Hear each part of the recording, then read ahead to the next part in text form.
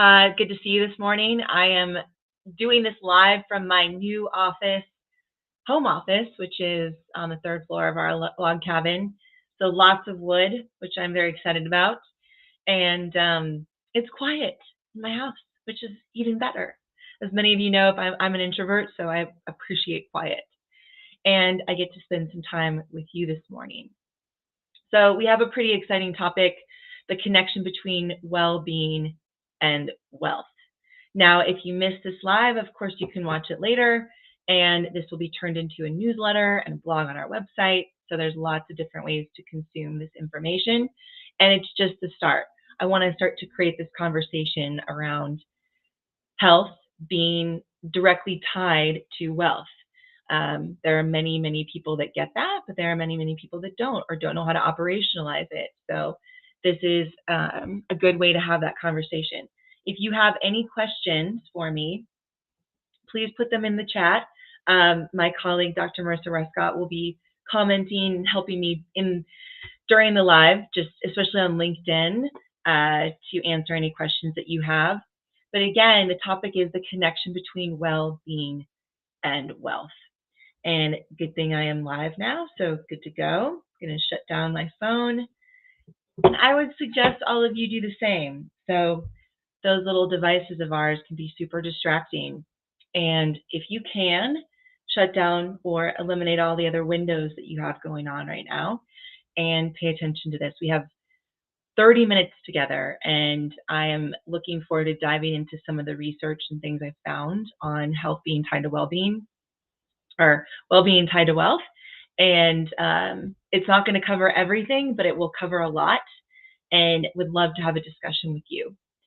So we will get started in just a couple minutes. Feel free to put any of the questions you have in the chat. I do have a couple of announcements. So something very exciting. I'm flying to Columbus tomorrow to speak at the Veteran ERG Summit, Employee Resource Group Summit at the National Veteran Museum in Columbus, Ohio. A good friend of mine, General Michael Ferreter, runs that museum, and I'm excited to meet some of the amazing organizations that are going to be representing there and giving them my competitive advantage talk, as well as being on a panel about how to be, what resources are available for veterans within organizations. So that's very exciting. The other thing that's happening is on October 5th will be my first webinar that I'll be giving on how to recharge your health and retain your people. So that's a big thing that comes up for people that I get to speak, leaders I get to speak to. How do you recharge your own health and retain, at the same time, retain your people? You can do it. So that's what the webinar will be on. So save the date for October 5th. It'll be at 11 a.m. Mountain Time. So that's 10 Pacific Standard Time, and that is 1 Eastern Time. So save the date. I will have a link to sign up for that webinar later today, and we will be sharing it. Some of you I'll be reaching out individually, but would love you to attend it. It'll be chocked full of good information. We'll be offering some free gifts for you and your people, so you're not going to want to miss it. All right, it is 9:01 my time. What time is it for you? And if you're listening in, where are you listening in from? I would love to know. So I'm in a small town called Durango, Colorado. I moved here 2 years ago with my family from San Diego, a larger town, larger city, and living in the mountains, living in a log cabin in the mountains, and raising a family was a dream of ours. And we made it come true, and it's been wonderful and also hard, right? There's running a business and raising a family and moving and all the things. Definitely isn't easy. I'm not going to sugarcoat that, but it's been very life-giving as well. So, okay, without further ado, let's get this party started. Now, for those of you that are coming on and listening now, we are talking about today, this is Your Health is Your Business. This is a LinkedIn Live show that I do every other week with myself, with me and myself, or with a team member or a guest I bring on. But it's usually chock full of evidence as well as experience type information. This is the connection between wellness and well-being and wealth. And so I'm going to be reading some of the amazing research I've read about this topic. And yeah, we do this to inform fellow business owners and leaders what's possible with their well-being, because we know that a lot of times well-being is focused on, it's the people. Like we want to giving their people an advantage, giving them EAP programs that work, or which is employee assistance programs, or usually when it comes to well-being, it's the focus is on employees versus the leaders themselves. They both matter, but oftentimes the C-suite can be left behind, or because they're used to taking care of everyone else, and not focusing on themselves. Our role as a business with Movement RX is to help the leader to maintain and improve and strengthen their well-being. And I'm actually going to go into some of those definitions in a little bit. So who am I? My name is Teresa Larson. I am a doctor of physical therapy. I'm a business owner. I am the founder of Movement RX. So that company, you can just type it in, movement-rx.com. You can see it on LinkedIn as well. We do put out a lot of video content on different ways to improve your well-being in the 5 key health and well-being categories, which is sleep, food, mindset training in the form of meditation and mindfulness, movement, and social connection. And what you're paying attention to is part of social connection. What are you paying attention to on a daily basis? So I am the founder of Movement RX, and our job is to give leaders and their people the knowledge and skills to live a lifetime of physical and emotional freedom. So I did run PT clinics in San Diego, yet that was not a passion of mine at all. And most people that worked for me felt the same. And now we get to go around the country and present on proactive aspects of wellness and well-being, and meet people where they're at and offer programs that make sense, and meet them where they're at, right? Because going into a PT clinic, usually when people go to see a doctor, a PT, or anyone, it's when they're pretty bad off. And so getting on the proactive side of health and well-being is where our company focuses. And even if you are struggling with an injury, a chronic injury, which usually means more than 3 months, we can help you with that, right? There are proactive things that you can do. So, all right, gave you some of the announcements. Now, let's get this topic started, because we only have 30 minutes together, and we'll now 25. So if you're just coming on, this topic is on the connection between well-being and wealth. So many of you know that my father was a Catholic priest, a second vocation Catholic priest. And the reason why he could be that was because he was a widower. My mother passed when I was 10. One of his mentors was a Catholic priest. He was able to go into the priesthood as a widower and loved it. Like, it was a vocation for him. And it also, running the church was like running a business too, which he understood. But he was able to meet people where they were at as a married man, as someone who had children, who was in the service, he was also an Army veteran. He was able to actually meet people where they were at truly, and get the struggles that they were having in their marriage or their life and whatnot. Now, he was used to be a commodity broker and make really good money, right? But that money just didn't necessarily buy him happiness. But it was able to help him pay off all my mother's medical bills and pay for our private schools that he wanted to send us to, even though we all did work study anyway, which I'm glad we did, right? He taught us how to fish versus giving us the fish. But when he became a Catholic priest, that was when I saw him the most happy. Now, of course, he always, my mom was always such a big part of his life. And even as a priest, he would still wear his wedding ring because he was still married to her, even though she passed. It was super special. Yet that was the time I saw him the most happiest, especially after my mother passed, is serving other people. And the thing is, he had to take an oath of simple poverty. So he didn't have much, yet he was the happiest and did a lot for people.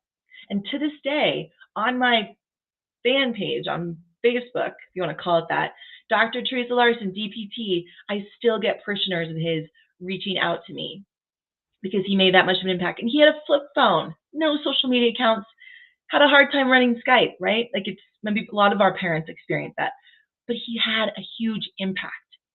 Now, the interesting thing was, in the town that he lived, there was a very wealthy side and a very impoverished side, and then there was a little bit in between. And I think that's most towns in America, right? You got the wealthy, the impoverished, and then in between. Now, guess who gave the most to the church? Was it the extremely wealthy? Was it the impoverished, or a little bit in between? You can answer that in the chat if you want, and I will answer it for you here. It was the impoverished and a little bit in between. He had the hardest time getting people to give who were extremely wealthy, who had multiple homes, more than they could ever want. And guess what? Some of those parishioners who had owned businesses, built huge businesses, didn't last beyond retirement up to 5 years. So anyway, point is as his daughter, I saw this when I would go visit him. Like, people that had so little would still give, yet the people that had so much didn't give a lot. So that's not everyone, but that was just something I witnessed. So that's, one of the things I wanted to bring up today as the start of this discussion. Because the truth is, money does not buy you happiness, but it can give you freedom. And when I talk about wealth, it's not necessarily in relation to money wholly. And if you're coming on, right now we're discussing the connection between well-being and wealth. So let me go over a couple definitions. All right. So well-being, that's something, difference between well-being and wellness. What is it? So well-being is a set of habits and behaviors. Okay. People's overall happiness, the satisfaction you have at work, whether you feel purpose in your work, right? Those are all aspects of well-being, but it's set of habits and behaviors. So the way you are versus wellness is literally a state of mind, right? It may be how you perceive yourself. I have wellness. I am well. Versus well-being is the habit and behaviors. Okay, definition of wealth is abundance of valuable possessions or money, plentiful supplies of a particular resource. Now, a resource is, right, a stock or supply of money, materials, staff, or other assets that can be drawn on by a person or organization in order to function effectively. It's an action or strategy that may be adopted in adverse circumstances. So your wealth, you can determine what is part of your wealth. And my suggestion with this is think of it like a portfolio you're investing in, right? So there is the money aspect of wealth and how much you have, but there's also family and where you live, your surroundings, and how healthy you are, right? All of those, you decide what goes into your wealth category. What are your resources? How do you define wealth outside of just money that you have? And that's important. So think of it the way you can think of it, especially if money is stressful for you. Diversify the way you look at it. Pull from all different categories that make you happy in your life, your family, your health. Look at the things that you have versus don't have, and let that also define your wealth. All right. So what I want to go into now, wealth can, and like I mentioned, wealth can look different for all of us. And yes, again, money is a part of it, but it's a small part of it. There are other aspects of wealth that that are in your life, and you just have to look up and look around to see it. So let's go into some main points I want to discuss today about the connection between well-being and wealth. So here's one. When is it ever enough? So there's this. There's a quote by Lao Tzu. Obviously, Lao Tzu has the quote to your thoughts become your words become your actions. This is something I share in my competitive advantage trainings. But this is another quote that I read about by him, and I think and I know it's very true. He who knows he has enough is rich. Rich is very similar to wealth, right? Rich means plentiful, abundant, having a great deal of money or assets, wealthy. And so again, he who knows he has enough is rich. How many of you know someone who always has to have the next best little technology or next best thing, or always has to have more, right? I fall into that category. Oh, if I just get this, new color of a rug, or just this much more money, or, this way, like maybe someday I'll be happier because I have these things, right? Versus just accepting when you have it, when you know you have enough and are okay with having enough, like that's when you're rich. So let's dive into the psychology of well-being and its relation to wealth. And I pulled this from the Center of Advancement of Wellbeing at George Mason University. All right. So let's look at subjective well-being. So subjective well-being is a psychological construct concerned not with what people have or what happens to them, but with how they think about and feel about what they have and what happens to them. So think about that. The study of subjective well-being makes a distinction between the objective conditions of someone's life and that person's subjective evaluations of and feelings of his or her life. So how you feel about your well-being and your life matters more than actually what's going on. Well, how you perceive what's actually going on. Plenty of relatively rich, healthy people are miserable. And plenty of relatively poor or unhealthy people live lives of meaning and joy. Average subjective well-being is greater in some relatively poor countries than in some relatively rich countries. In addition, as rich nations have become richer over the past several decades, as measured by per capita gross domestic product, the average subjective well-being of their citizens in general has not increased. So there's a parallel between making more, right? You making more doesn't mean your well-being is going to be better. But nonetheless, money does matter for nations and for individuals and for companies. Most research on the relationship between financial status and subjective well-being and life satisfaction suggests that the relationship is strong, up to the point where a society or an individual is meeting basic needs such as food, shelter, clean water, electricity, and basic health and medical care. Basic needs. Now, I know a lot of people aren't even getting their basic needs. As you look at Maslow's hierarchy of needs, when you look at physiological stability, some people aren't getting that. Some people's homes aren't stable, but they expect themselves to reach esteem, right, and enlightenment, but they don't have the basic needs met. So that is a foundation for feeling a sense of well-being.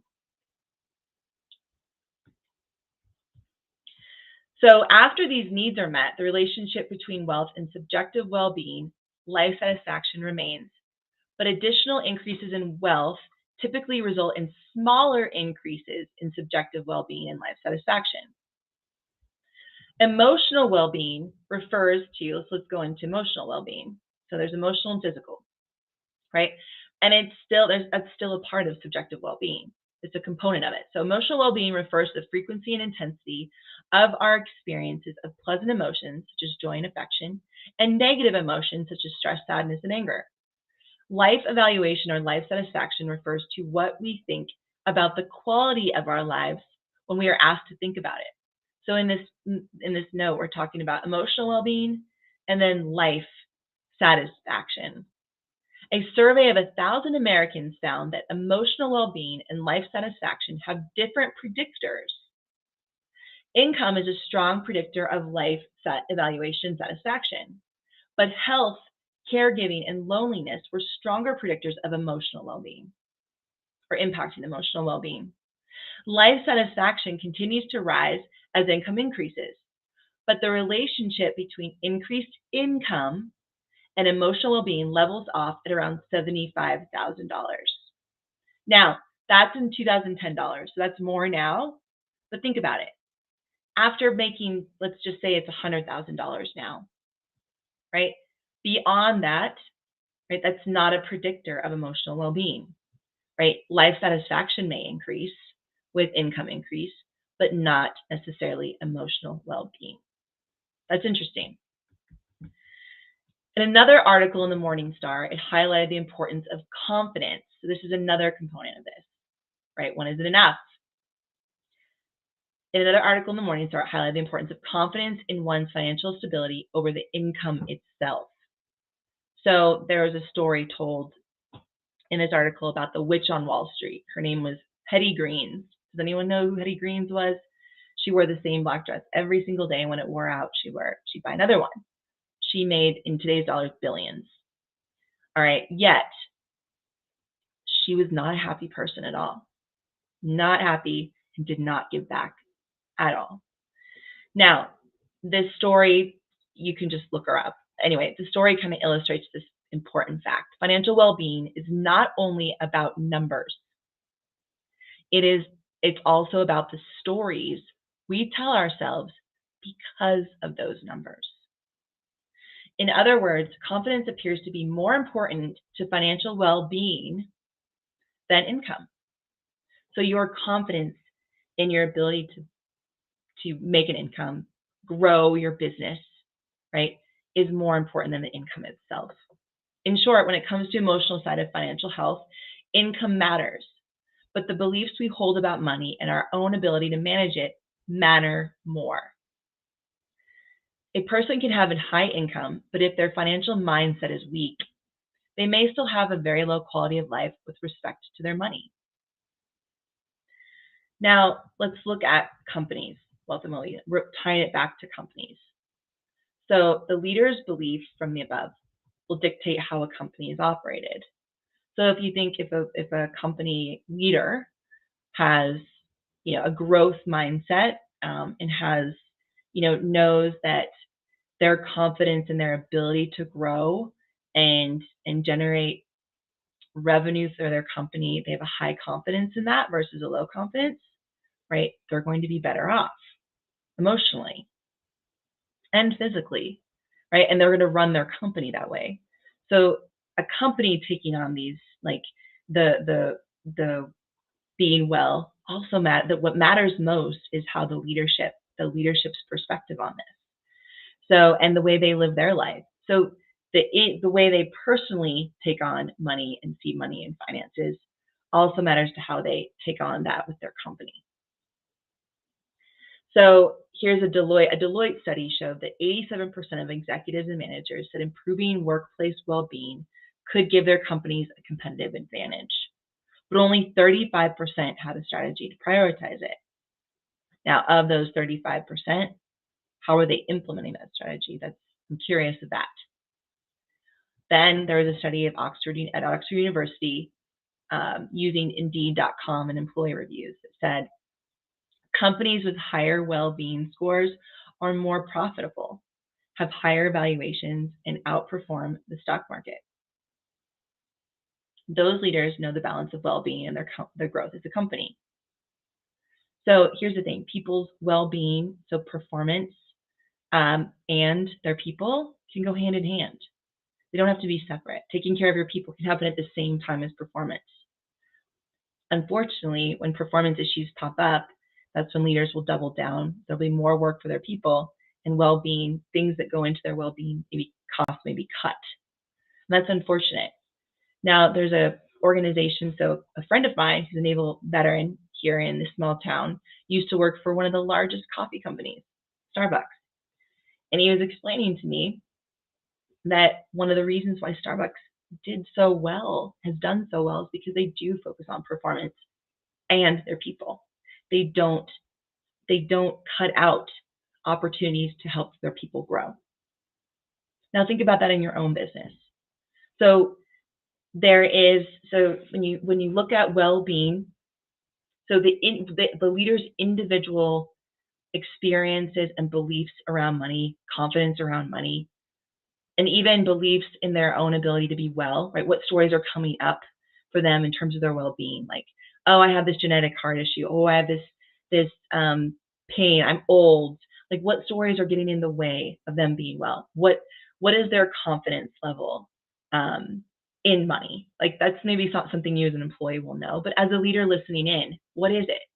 Because know that will impact how you grow your company, right? When things get stressful, is that when you're going to let go of self-care? That typically does happen. That's a very common behavior.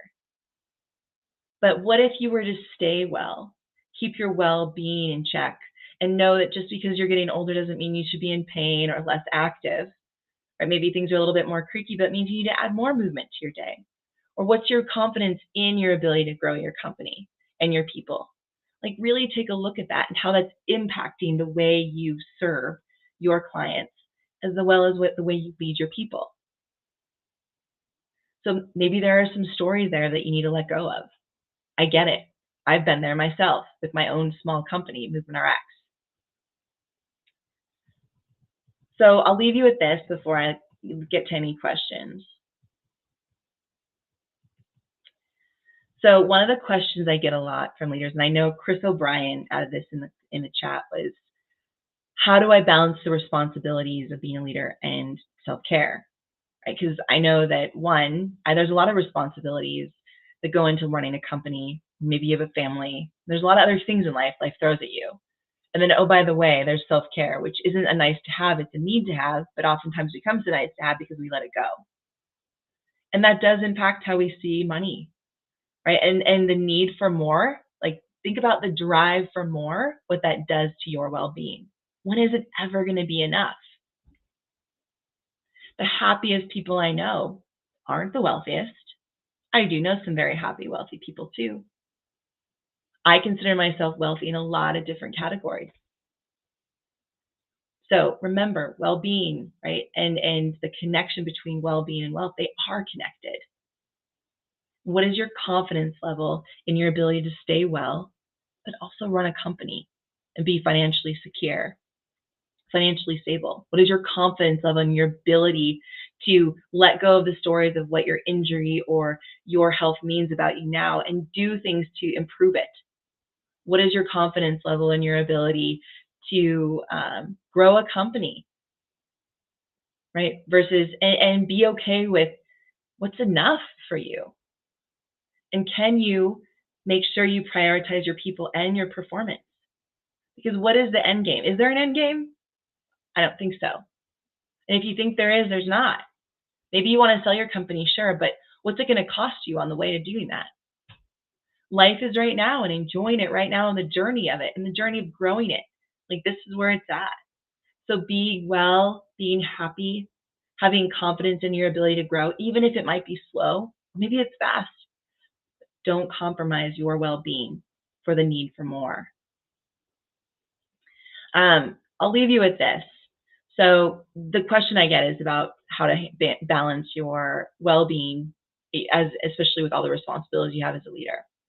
And I get it. When you're talking about trying to retain your people and handle the stressors that you're up against every day between family and work, how do you fit in self-care? If it seems manageable and sustainable, it's another thing, is sustainable. A lot of programs out there are not sustainable. That's why on October 5th, I'm doing this webinar on how to recharge your health as a leader and business owner and retain your people. So in this, you're going to get a lifestyle RX and another gift from me that I want to give you and your organization, right? And it's going to highlight some main things that will help you then and there on your own health and well-being and your people's.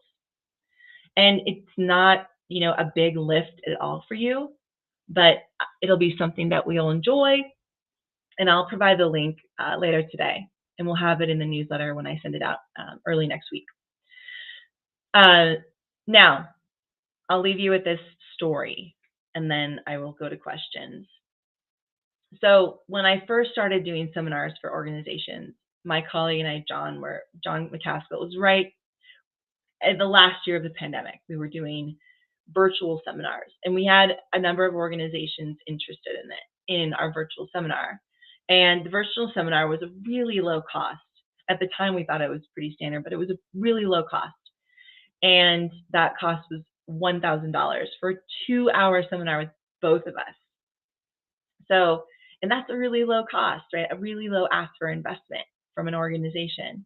And we had an organization that was worth 11 figures, and then one that was worth 7 figures wanted to work with us. And we provided all the data, the information, the marketing materials, all the things that they needed to make it a successful event. And who do you think balked at the price and the time commitment based on the company culture and just the way the leaders ran the company? Who do you think balked at it? So it was actually the bigger figure company, the 11-figure company. It was a tech company. It's such a hard time with taking the 2 hours out. They mentioned to us that the culture, it was fast and furious, and leaders didn't like to stop and slow down and invested in any kind of well-being. Really, they didn't do it. How sad is that? The company, a 7-figure company, even lower figure companies have bought seminars from us for a lot more money because they know the importance, or they believe that the importance of well-being is very important to their growth. So they're willing to invest in it. Now, of course, the 11-figure company, there's a lot of turnover. People aren't happy. People are stressed. That was you could actually taste the stress when on these calls with these people. That's sad. And I'm pretty aware of people's emotions and what's going on when I'm even on a video, right? And especially when I'm in person, but you could taste the stress. Yet the money was there. But what do you think about the longevity of those people, or the happiness on a daily basis of those people? When is it ever enough? All right, so I'll leave you with that. I look forward to doing this webinar on October 5th. We will do another live before then, but this webinar is a pretty special event, right? It's not going to be live on all the platforms. It's going to be something you sign up for. So I'll have a link to sign up, right? We're going to limit it to 50 people for this first one. I would love to see you there. October 5th at 11 a.m. Mountain Time, 10 a.m. Pacific Standard Time, 1 Eastern Time. And if you're in Australia or Europe, I don't know what time it is. We'll figure it out. But do I have any questions? Let's see. I'm going to go to pick up my phone now and see if there's any questions on LinkedIn. I know Marissa's you got this, but let's see. Hope you all enjoyed this topic. All right. We got some people from Pennsylvania. Good to go. I love it. Let's see.